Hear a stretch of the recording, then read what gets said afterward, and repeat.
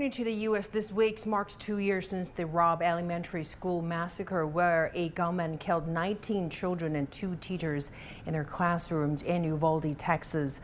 The victims' families are still angry at the lack of accountability over law enforcement's botched response. Police officers waited over an hour before taking down the gunman in the worst school shooting in Texas history. Our Toni Waterman explains.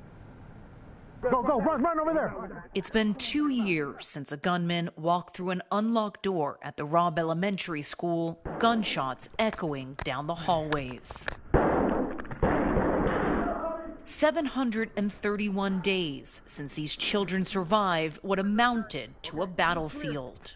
I grabbed the blood and put it all over me. 19 students and 2 teachers were killed, gunned down by an 18-year-old with a semi-automatic rifle.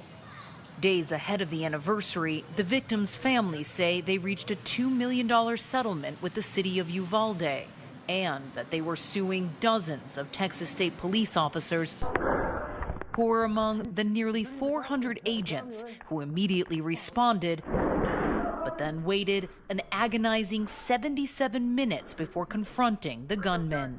Police training has completely evolved to where even if you're the first officer on scene and even if you're by yourself, you're taught to go in there and try to stop the killing so that you can stop the dying.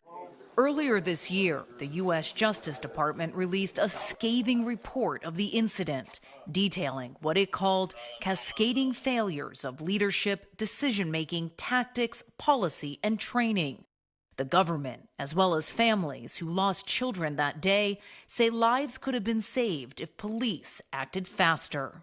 Do right by the victims and survivors of Robb Elementary, terminations, criminal prosecution, and our state and federal government enact sensible gun laws.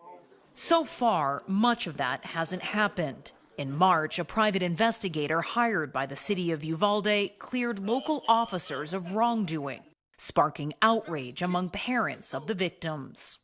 Their school districts left our children dead. Their officers sat outside and did nothing about it.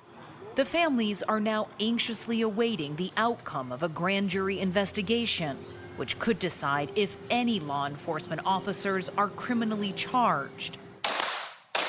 Efforts at meaningful gun reform have also stalled. So have the families' calls to raise the minimum age to purchase a semi-automatic firearm from 18 to 21. At the federal level, small advances have been made. More states are passing so-called red flag laws, allowing the courts to temporarily remove guns from people deemed dangerous. And more funding is now available for mental health services.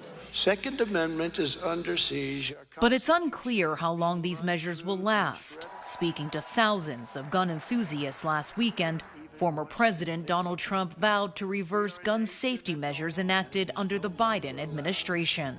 With me in the White House, the radical gun grabbers will run straight into a very, very powerful brick wall.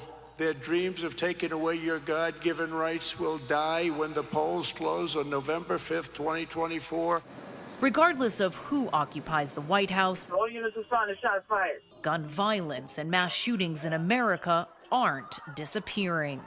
According to the Gun Violence Archive, there have been at least 168 mass shootings so far this year.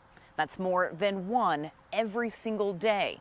And as the anniversaries pile up, many are wondering if this uniquely American crisis will ever end.